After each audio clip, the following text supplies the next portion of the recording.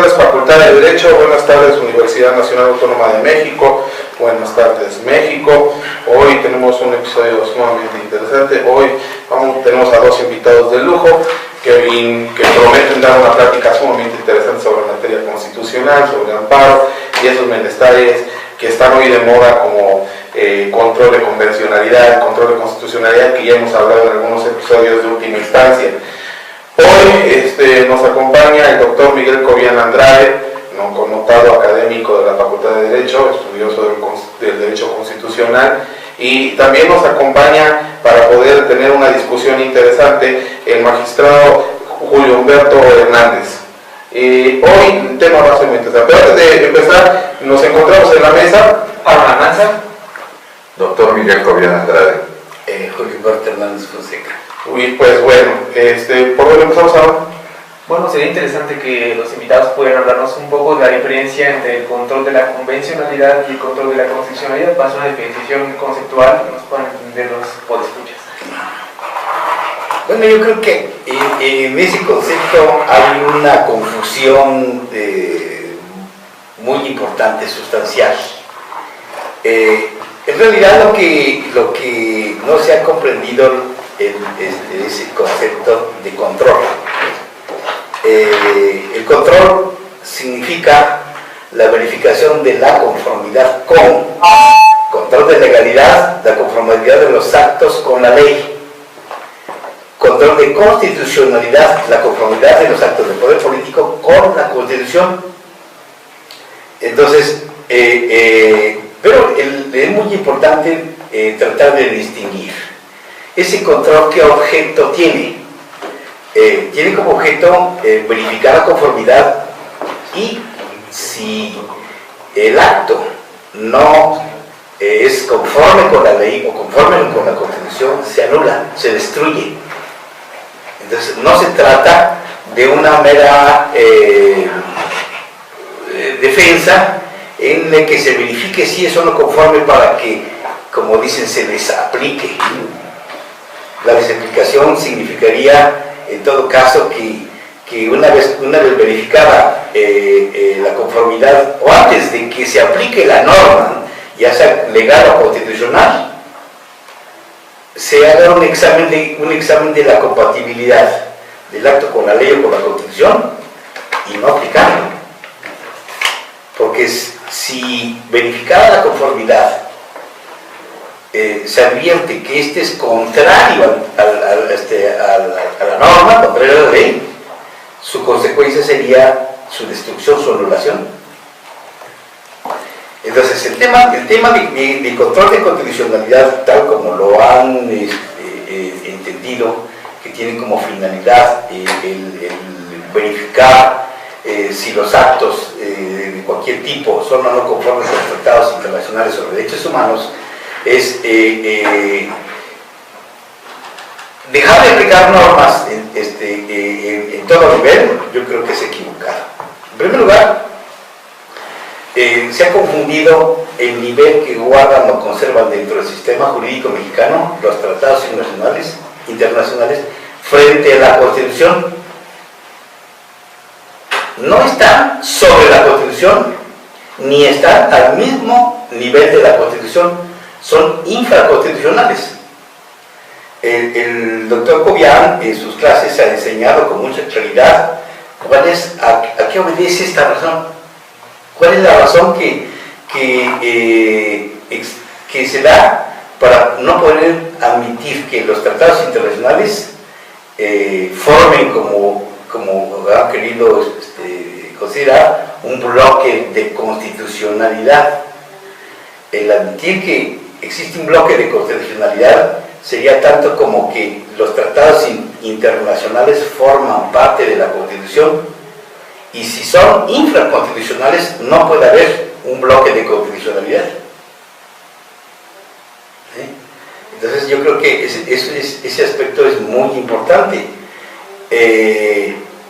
No sé, yo creo que el doctor Cobian nos puede dar una explicación muy breve y sencilla en torno a por qué un tratado internacional no está al nivel de la Constitución, jurídicamente hablando, menos sobre la Constitución. Muy buenas tardes, un placer estar con todos ustedes, además en un programa que sabemos que se escucha y se ve pues, prácticamente en todo nuestro continente, de manera que aprovechando esa circunstancia y con relación a este tema, es muy interesante señalar que estas reformas a las que nos estamos refiriendo del año 2011, que se incorporaron fundamentalmente en los artículos 1, 103 y 107 de la Constitución, además de algunos otros, son reformas que ya se han llevado a cabo en diversos países del continente americano y no necesariamente han traído consigo en países como Bolivia, Colombia, Argentina, Venezuela, interpretaciones tan excesivas como las que se han venido haciendo en algunos sectores académicos y profesionales en nuestro país. Por ejemplo, me viene a la mente el caso de la Constitución de Bolivia, cuyo artículo 410 señala que la Constitución es la norma suprema del ordenamiento jurídico. Primer planteamiento fundamental. Y posteriormente en ese mismo artículo establece que la aplicación de las normas dentro del sistema jurídico boliviano, inclusive utiliza esa expresión aplicación, deberá realizarse conforme a la siguiente jerarquía normativa. Y ahí mismo en ese artículo se señala esa jerarquía. Y se establece, punto número 1, en primer lugar, la Constitución. Segundo lugar, segundo escalón jerárquico, las leyes y los tratados internacionales. Tercero, cuarto, quinto, etcétera, normas de carácter administrativo, reglamentos, etcétera. Lo importante es, por un lado, se señala la supremacía de la Constitución, y ahí mismo se dice, consecuentemente, las leyes y los tratados están por debajo de la Constitución. Ahora, esa misma Constitución de Bolivia, como lo hacen muchas otras de Sudamérica, ya comenté Colombia, Venezuela, Argentina, pero particularmente en esta, que es la que en este momento me viene a la mente, el artículo 14, fracción tercera, si no me falla la memoria, de la Constitución de Bolivia, contiene prescripciones muy parecidas a las del artículo 1 constitucional mexicano recientemente reformado. Es decir, ahí se establece que efectivamente los derechos humanos contenidos en los tratados internacionales se considerarán protegidos por el orden jurídico boliviano, así como los que están establecidos en la Constitución. O sea, se da esa amplia protección tanto para los derechos constitucionalmente establecidos como para los que derivan de los tratados en materia de derechos humanos, pero sin necesidad de llegar a conclusiones totalmente forzadas y carentes de fundamento, como las que se han venido extrayendo de esa reforma en nuestro país. Es decir, ahí no hay posibilidad alguna de señalar que esos tratados en materia de derechos humanos están por encima de la Constitución de Bolivia o al mismo nivel, etcétera, porque hay un artículo expreso que dice cuál es la jerarquía normativa e inclusive se establece para efectos de aplicación. Esa es la palabra que se utiliza. Por eso prácticamente estos dos artículos que señalo vienen siendo equivalentes a nuestro artículo 133, que sería el 410 de Bolivia, y ese artículo 14 de fracción tercera o segunda, no lo recuerdo de memoria, o creo que es 55, se me va de la memoria, pero es un artículo previo de la Constitución boliviana, previo al 410, que habla de este asunto de la protección de los derechos humanos. Vendría siendo el equivalente a la segunda y tercera, al segundo y tercer párrafos del artículo 1 reformado, es decir, donde actualmente se dice que se protegerán los derechos y que, de ser el caso, si se encuentran mejor protegidos en un tratado, se preferirá este que la Constitución. Es decir, ahí viene la confusión en nuestro país, como bien decía el doctor Hernández Fonseca. Se ha llegado a una interpretación innecesaria y errónea, consistente en decir, bueno, entonces, si algún día tengo que aplicar un tratado porque protege mejor los derechos y dejo de aplicar la Constitución, automáticamente eso significa que el tratado está por encima. Y segundo, el párrafo al que se refería del artículo 1 es esa otra parte del control de la convencionalidad, que es una derivación de estas ideas que comentamos y que consiste en decir que ahora todos los jueces, e inclusive se dice todas las autoridades, ahí se incluyen las administrativas, legislativas, lo cual francamente ya es un exceso, pero supongamos que fueran todos los jueces, van a aplicar el control de la constitucionalidad. ¿Y de dónde se deduce eso? Como bien decía el magistrado, de una interpretación errónea de lo que es el control de la constitucionalidad, de la legalidad, porque lo único que dice el tercer párrafo del artículo 1 es que las autoridades deberán respetar los derechos, y al respetar los derechos entonces se abstendrán de realizar actos que los puedan vulnerar. Es todo lo que dice. De ahí se ha concluido que la posibilidad de dejar de aplicar una norma general por un juez de cualquier nivel, de cualquier materia, cuando considere que vulnera derechos humanos, es una forma de controlar ese acto, la convencionalidad, como dicen. Pero ahí está el error, porque lo decía con toda claridad el magistrado Hernández Fonseca: controlar la legalidad o controlar la constitucionalidad, por definición, implica dejar sin efectos los actos que se controlan y que se consideran contrarios a la Constitución, si es constitucionalidad, contrarios a las leyes, si es legalidad. Por ejemplo, ¿qué hace todos los días el magistrado Hernández Fonseca, además de preparar y en su caso aprobar extraordinarias sentencias, porque las he visto y me consta? Pero ¿qué hace con esas sentencias? Ahí sí deja sin efectos actos, determinaciones de la autoridad, violatorios de garantías. Eso sí es control de la constitucionalidad, concretamente a través del juicio de amparo. Pero eso no se puede comparar con lo que aquí se ha llamado facultad de controlar la convencionalidad difusa por todo tipo de jueces, y que se hace consistir nada más en no aplicar normas. La pregunta sería: si yo, juez de primera instancia en materia civil, debo de aplicar un artículo del Código Civil de Tabasco, ¿estoy controlando la convencionalidad? No estoy controlando nada, porque no estoy destruyendo los efectos de nada. Es decir, no hay posibilidad de comparar una cosa con la otra, no estoy anulando nada, simplemente digo, esta ley no la aplico. Y además puede ser por cualquier cantidad de razones, no necesariamente porque considere que vulnera derechos. Ahí está la confusión. Él lo dijo con toda claridad: control no es lo mismo que inaplicación, son dos cosas diferentes. Pero dos cuestiones que a mí me llaman la atención, que creo que son importantes. Una, hace unos meses entrevistamos al ministro Cosío, y él hacía referencia a que esta reforma constitucional tal vez sea el proceso histórico jurídico más importante en los últimos siglos.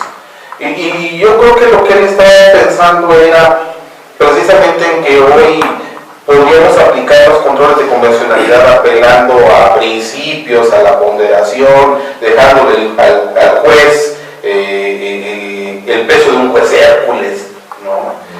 En donde, no sé, a mí quisiera preguntarles a ustedes, más allá de estos problemas semánticos que están establecidos en la Constitución, ¿no creen que sea un gran problema pretender que vamos a llegar allá cuando no están dadas las vías académicas ni pedagógicas en el juez? Es decir, decirle al juez: usted ya opere con principios, y oye, ¿cómo traigo un principio? No, pues échele feeling, o sea, échele corazón usted. No creen que es un paso para el cual, sí, a lo mejor es una gran transformación, como dice el ministro Cosío, pero para el cual no estamos ni preparados? Sí, creo que en esta cuestión que usted comenta ahorita de la Constitución boliviana, la quieren comparar con nosotros con la alemana, en donde la alemana sí es clara y contundente en esos estatus de apreciación de los derechos fundamentales o los derechos humanos, ¿no? Yo creo que bueno, con todo respeto a la opinión del señor ministro Cosío, en México no es novedad el tema de los derechos humanos, así llamados, y que en Europa, en las constituciones, con una mejor clasificación, se les ha considerado como derechos fundamentales, porque son aquella especie dentro del universo de los derechos sustantivos, aquella especie de derechos sustantivos inherentes al hombre por el derecho de serlo, derechos naturales, que tienen como fundamento la naturaleza humana o su humanidad. Comenzando con ese valor de la dignidad humana. Entonces, yo creo que en México, si ustedes revisan la Constitución de 24, la de 47, la de 57 y la del 17, en mayor o menor medida, con mejor desarrollo, hablan de los derechos fundamentales, los derechos humanos. Entonces, incluso desde la Constitución del 17, habla del reconocimiento de esos derechos fundamentales y de que la Constitución otorga garantías para su protección. Si ustedes observan, ahí hay una distinción muy clara entre el derecho sustantivo fundamental y las garantías como instrumentos de su protección. La Constitución del 17 sigue, a mi juicio, la misma visión, solo que ya la Constitución del 17 contempla garantías sociales, garantías de grupos, ¿sí? Entonces, no es nada nuevo en nuestro país. La cuestión es que hemos perdido de vista lo que es el concepto de garantía, su objeto o fin, como medio de tutela de derechos sustantivos. Y una cosa, en las garantías individuales, así llamadas originariamente, y que pues por el desarrollo de la ciencia y de las relaciones humanas correspondería mejor, con mayor propiedad, hablar de garantías constitucionales, porque las prevé la propia Constitución, pero ya no limitada a la persona humana o a la persona jurídica, ¿sí? Por su naturaleza, yo creo que correspondería denominarlas garantías constitucionales. Pero el objeto de protección de estas garantías, todas las garantías, tutelan derechos sustantivos, ¿sí? Si ustedes ocurren la lectura de los artículos 14, párrafo segundo, y 16, párrafo primero de nuestra Constitución, los primeros referidos a los actos de privación, y los segundos, el artículo 16, a los actos de molestia, ven ustedes que el objeto de protección o tutela de la garantía de audiencia son todo el universo completo, sin que se excluya alguno de derechos sustantivos. Y dentro de este universo, obviamente, que están aquellos que ahora se les ha denominado en México como derechos humanos. A mi juicio, impropiamente, porque todo el derecho es humano.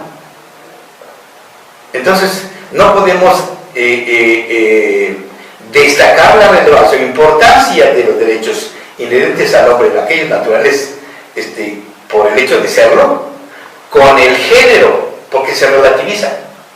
Entonces, yo creo que la denominación de derechos fundamentales, por su naturaleza, por su origen, por su fundamento, es más propio hablar de derecho fundamental, pero no porque esté reconocido en la Constitución, porque si partimos de esa clasificación de que se llama fundamentales porque están reconocidos por la Constitución, incurriríamos en un error, porque no podríamos hablar de su universalidad, porque partiendo de eso, si analizamos las constituciones de todo el mundo, algunas las tutelan en mayor o menor medida o las reconocen y otras ni siquiera, ¿sí? Entonces no podríamos hablar de la universalidad de esos derechos, ¿sí? Una doctora, aquí aprovechando esta, porque ahorita ya me cuesta esta otra cuestión que hoy inclusive comentaba por un alumno. Hoy dicen varios constitucionalistas que ya no es necesario hablar de derechos fundamentales, que con el simple hecho de que digamos derechos humanos ya pegó.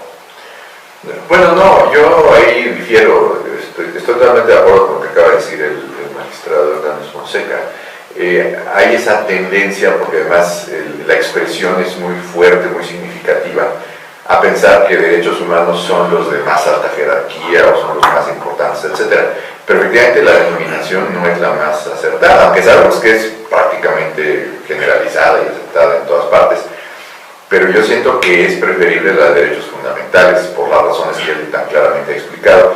De hecho, la inmensa mayoría de las constituciones europeas siguen hablando de derechos fundamentales. Es decir, Francia, Italia, Alemania, España, pues no solamente son parte de la comunidad europea en muchísimos aspectos, incluido el jurídico, y como sabemos existen órganos, entidades en la Comunidad Económica Europea, en la Unión Europea, han existido siempre protectoras de derechos humanos, y es la expresión que se usa, la Corte Europea de Derechos Humanos, etc. Pero esas constituciones siguen hablando de derechos fundamentales, que yo creo que es la expresión más clara. Yo siento que la importancia de esta reforma probablemente es a lo que se refiere el ministro Cosío y muchos otros juristas. La importancia de la reforma que se hizo particularmente al artículo primero y ya después en la parte relativa al juicio de amparo, se refiere a que existen ahora normas expresas, digámoslo así, en la Constitución que permiten esa interpretación más amplia, más protectora de los derechos, pero que, yo insisto, no deben ser motivo ni de las confusiones o de las dudas que se han generado en nuestro país, porque no es necesario para proteger los derechos fundamentales, aún ampliando la base de protección que sería de los tratados en la materia, no es necesario concluir, deducir y mucho menos afirmar con tanta contundencia o vehemencia que los tratados quedan por encima de la Constitución o a su mismo nivel. O sea, una cosa no deriva, no es necesaria con relación a la otra. No necesitamos eso. Por eso yo pongo mucho los ejemplos de Sudamérica, que son más o menos cercanos o similares a nosotros, y el caso que señalaba de Bolivia, por ejemplo, a mí me parece contundente, porque ahí mismo se señala que sí se pueden preferir los derechos establecidos o protegidos en los tratados internacionales, pero nadie se atrevería, en el caso, por ejemplo, de Bolivia, a decir, entonces el tratado está por encima, porque hay una norma expresa en la Constitución que inclusive te dice cómo están jerarquizadas las normas jurídicas. O sea, ahí no hay duda. ¿Ahí qué se está haciendo? Pues una cosa muy simple, como muchas constituciones en el mundo lo hacen, incluida la nuestra, la propia Constitución es la que te está autorizando a aplicar normas de jerarquía inferior, en este caso un tratado, en lugar de aplicar la norma constitucional. Ella te está autorizando a hacerlo. Por eso es que puedes aplicar el tratado. Si la Constitución no te diera esa autorización, no podrías aplicar el tratado. La conclusión es exactamente la contraria. Lejos de decir, entonces el tratado está por encima, no. Esa disposición constitucional que te dice, en caso de que la protección sea más eficiente en un tratado, aplícalo, no se puede interpretar como que el tratado está por encima, es al revés. Puedes aplicar el tratado porque la Constitución expresamente te está dando esa posibilidad como juez. ¿No será que hemos romantizado la idea del Tribunal Constitucional? Bueno, pues sí, además es otro tema, porque hay muchísimas dudas en nuestro país. Que ya vamos a hablar. Pero esto además se corrobora si además de revisar, por ejemplo, los casos sudamericanos, revisamos los casos europeos, que son mucho más antiguos, tienen décadas con este asunto perfectamente resuelto, y muy brevemente hago referencia a algunos ejemplos. Tenemos los casos de Francia, artículo 55 de la Constitución francesa, 54, perdón, de la Constitución francesa, el caso de España, artículo 95 de la Constitución española, que en forma expresa dicen, si un tratado internacional, de la materia que sea, es contrario a la Constitución, a pesar de que haya sido ratificado, firmado, etc., no podrá aplicarse mientras no se modifique la Constitución antes de que el tratado se pueda aplicar, precisamente para hacerlos compatibles. Respetando la jerarquía normativa. Exacto. Es decir, creo que aquí hay un aspecto muy importante que quisiera hacer especial hincapié, y tú lo has explicado no sé cuántas veces en tus clases y en cada rato lo reiteras, que hemos perdido mucho de vista el origen de esa jerarquía de las normas constitucionales, por su origen, ¿sí? El origen de las normas constitucionales es político.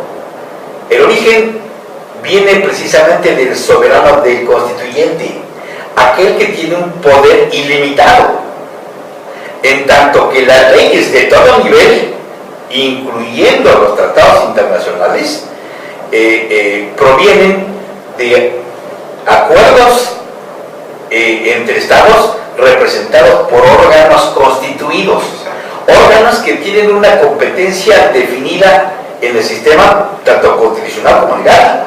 O sea, tienen una competencia limitada, en tanto el constituyente tiene una facultad soberana, una facultad que no tiene límites, ¿sí? Entonces, lo diga o no el texto de la Constitución, si atendemos a su naturaleza, su origen, no vamos a encontrar ninguna dificultad para ubicar en dónde está la Constitución y en dónde están las leyes de los tratados internacionales. Y una cosa más, de acuerdo con el 135 de la Constitución nuestra, para poder reformar una norma constitucional se requiere un proceso especial y extraordinario en el que participan las dos cámaras del Congreso Federal, diputados y senadores, y luego las cámaras o congresos locales. No se trata de, como le han llamado equivocadamente, de un poder constituyente permanente, eso es un error también, sino que se trata de órganos con una competencia especial, concurrentemente, si queremos decirlo así, para reformar normas constitucionales en ese procedimiento extraordinario. Entonces, no podemos aceptar bajo ningún concepto que un acuerdo del presidente o el ministro plenipotenciario con otro Estado puedan reformar a través de un tratado, un convenio, un acuerdo internacional, la Constitución.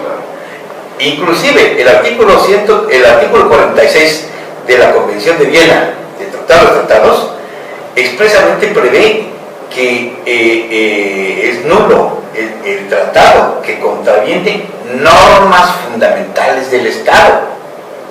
Más claro, yo creo que no podemos tenerlo. Entonces, esta situación yo creo que nos refleja que la Constitución tiene una jerarquía superior, es suprema, por su naturaleza, por su origen. ¿Sí? No porque, pues puede o no decirlo a mi juicio, es lo mismo. ¿Sí? Entonces, es cierto que hay estados, por ejemplo, como el estado argentino, en el que ciertos tratados internacionales sobre derechos humanos forman parte de la Constitución, pero porque la propia Constitución así lo establece, así lo manda, y porque para que sean aprobados estos tratados en ese nivel, son sometidos bajo un procedimiento de revisión constitucional, y solo así se incorporan al texto constitucional. No es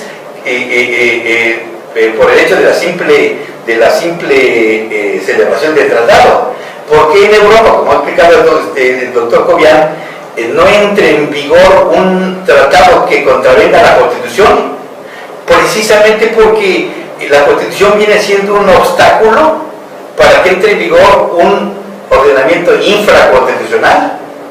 Para que pueda aceptarse tiene que antes que reformar la Constitución, y entonces harían compatible el tratado con la Constitución, pero no al inversa. Una cosa que me llama la atención en lo que estamos comentando ahorita es que pareciera ser que el operador jurídico se está dejando seducir por un ámbito del dogma, de la politización, y se le están olvidando las reglas del juego jurídico. Así es. Eso que acabas de decir es sumamente sintético y sumamente preciso. Toda esta idea de los derechos humanos, que es muy importante, sin duda, dentro del ámbito jurídico, en los sistemas jurídicos contemporáneos, etc., es sumamente seductor.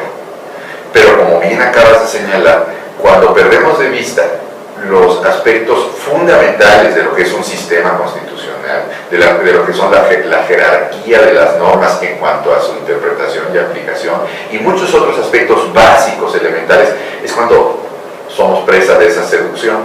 Es decir, obviamente no es que uno como especialista, como estudioso, esté en contra de que se protejan mejor los derechos humanos o los derechos fundamentales, o se les proteja de manera más amplia, ¿no? Por supuesto que eso es muy positivo, y probablemente a eso se refieran los juristas, los ministros que han hecho varios pronunciamientos, los especialistas, sobre la trascendencia de esta reforma. Evidentemente, el texto ahora es muy explícito y dice, están mejor protegidos los derechos. Eso sí, y en eso coincidimos todos.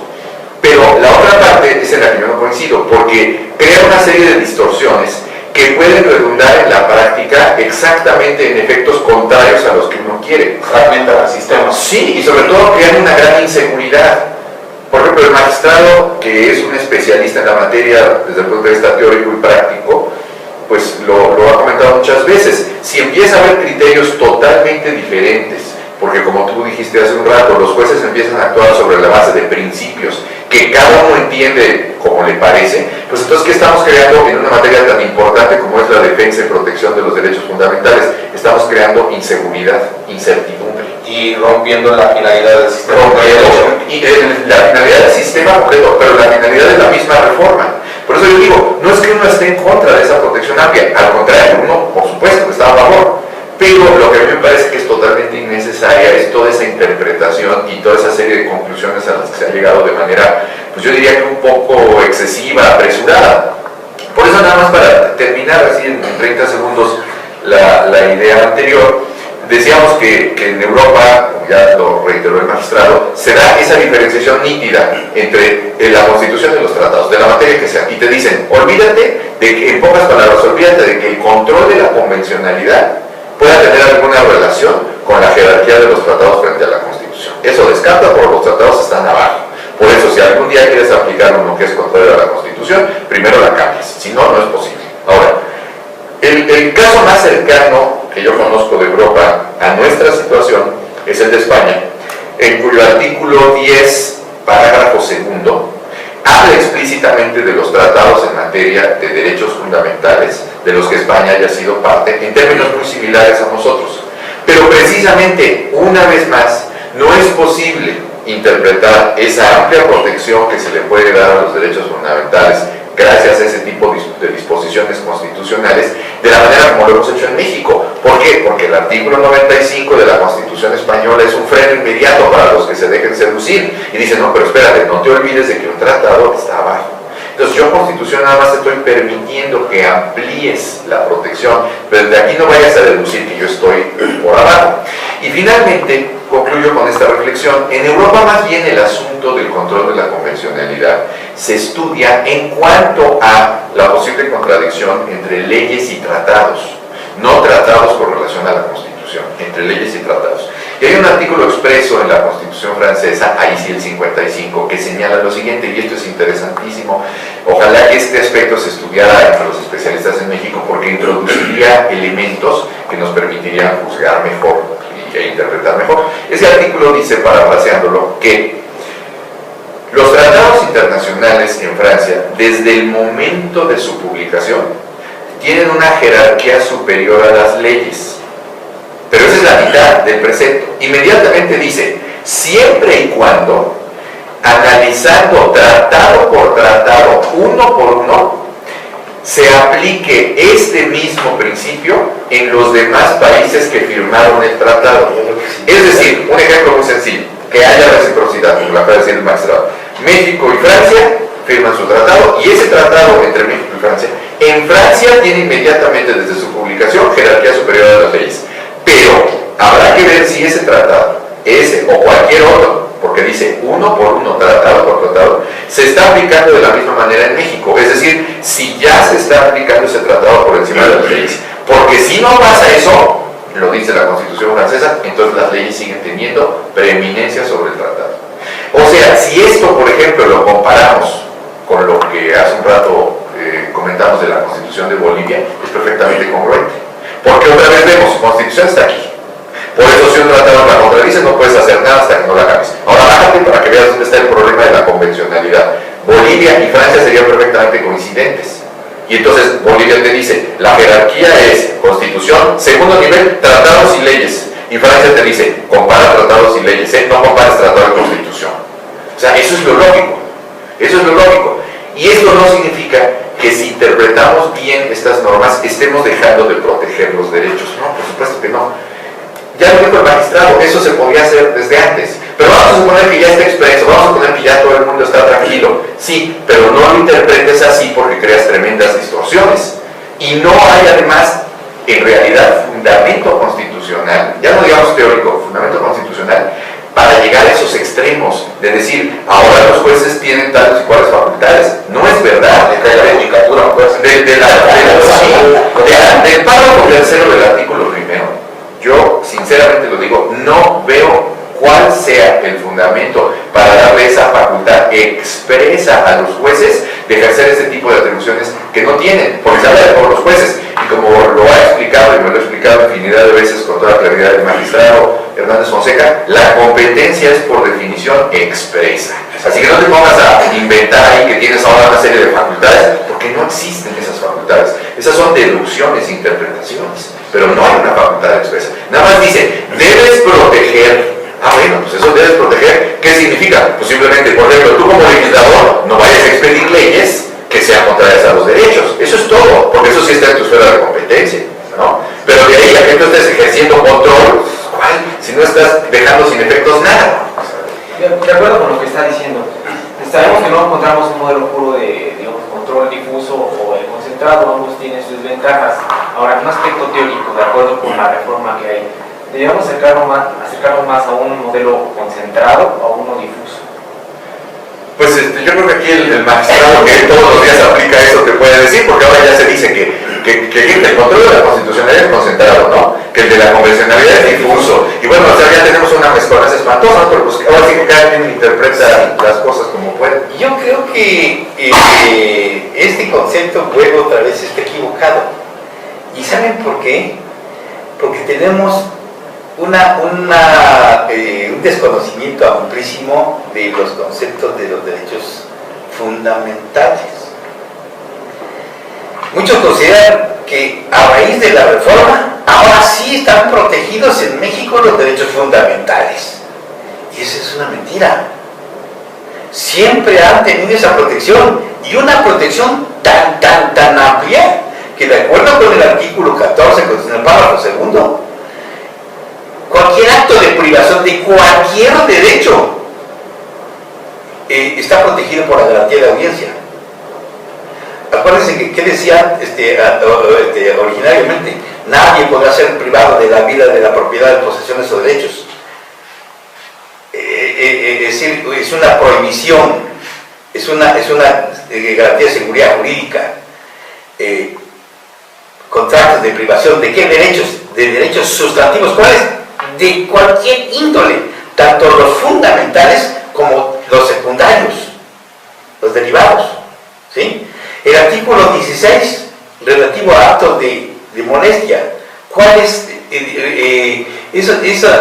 Exige que provenga de una autoridad competente que funde y motive la causa legal del procedimiento, de la actitud, del proceder de la autoridad.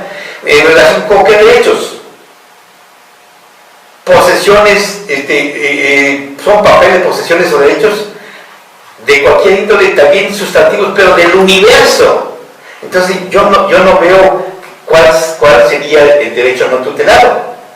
La Constitución reconoce todo tipo de derecho humano, o vamos, cualquier derecho sustantivo, y le da una amplia tutela. Claro que nuestra Constitución no puede ser un catálogo que nos defina con el nombre de cada uno de los derechos. Todos aquellos que tengan esa naturaleza de sustantivos fundamentales o secundarios. Entonces, en la Constitución frente a los tratados internacionales, ¿hay una diferencia en protección, en reconocimiento? La Constitución reconoce todos. Los tratados internacionales reconocen todos, porque no los crean, no los otorgan, los reconocen por su propia naturaleza. Los derechos fundamentales no son creación jurídica, no tienen un origen jurídico. Lo que tiene un origen jurídico son las garantías, los instrumentos o medios de protección de esos derechos. Incluso las garantías en México, con mucha frecuencia, están confundidos con derechos fundamentales. Entonces, ¿a qué le llaman fundamental? A las garantías como instrumentos, como forma, como medio, o como derecho adjetivo, o el derecho sustantivo. Entonces, eso es grave que no distingamos, y por eso andamos dando palos de ciego. En donde quizá entre la Constitución y los tratados, quizá pudiera allá remotamente haber una antinomia, pudiera ser en la amplitud de protección. Que algún tratado prevea una tutela más amplia que el del interior, que nuestra Constitución o leyes. Pero eso habría que verlo en concreto. En concreto, el caos que están haciendo notar que se está dando en el sistema mexicano en relación con los derechos humanos, lo estamos sintiendo a diario en la administración de justicia. Y no es que tengamos un criterio aberrante que digamos es que las personas jurídicas o personas morales no sean titulares de derechos o de garantías. ¡Claro que son! De acuerdo con su naturaleza jurídica. El origen de las personas morales es jurídico. El fundamento es jurídico. Como centros de imputación, como titular de derechos y obligaciones, pueden poseer, pueden ser titulares de cualquier derecho de acuerdo con su naturaleza. Todos jurídicos, porque es jurídica la persona moral. No puede ser poseedora de derechos fundamentales que son propios y exclusivos del hombre, de la persona humana, por su humanidad. Es otra cosa. Esto no quiere decir que no se reconozca un aspecto muy importante que es en torno al gran conflicto que hay. Es que las personas jurídicas no tienen la garantía del acceso a la justicia. Obviamente que sí. Artículo 14 constitucional del debido proceso legal, garantía de audiencia, y 17, el acceso a la justicia, no hace distinción alguna. Están en las garantías, pero no pueden invocar este derecho como titular de derechos fundamentales, sino como persona jurídica titular de derechos que en resumidas cuentas la amplitud en uno y otro caso es igual, porque tienen derecho a ese acceso a la justicia, tienen derecho a esa protección frente a los tribunales. Pues bueno, como empezamos, que para esta entrevista lo robamos de una conferencia que están participando aquí a los dos doctores, al magistrado y al doctor, pues yo creo que vamos a tener que encontrar aquí, porque ahorita ya vino, gracias al maestro, al doctor Gustavo Moscoso, que nos permitió traer aquí al programa, pero quisiera agradecerles profundamente esta breve plática sustanciosa. A lo mejor valdría la pena, si no hay inconveniente, considerando que nos ven en Sudamérica y demás, sería muy interesante pues que les dejáramos la cuenta de correo o el Twitter y demás, porque quizás algunos colegas de Sudamérica que eventualmente nos estén escuchando, nos vayan a escuchar, tendrían algunos puntos de vista que valdría la pena intercambiar. En mi caso, mi correo electrónico es mcobian, con V chica, de vacaciones, mcobian11, escrito así, arábigo 1, @hotmail.com, mcobian1@hotmail.com. Y mi cuenta de Twitter es @dr de doctor, dr Miguel Cobian, todo con minúscula, @dr Miguel Cobian con minúscula. Pues bueno, si no hay más que decir, muchas gracias.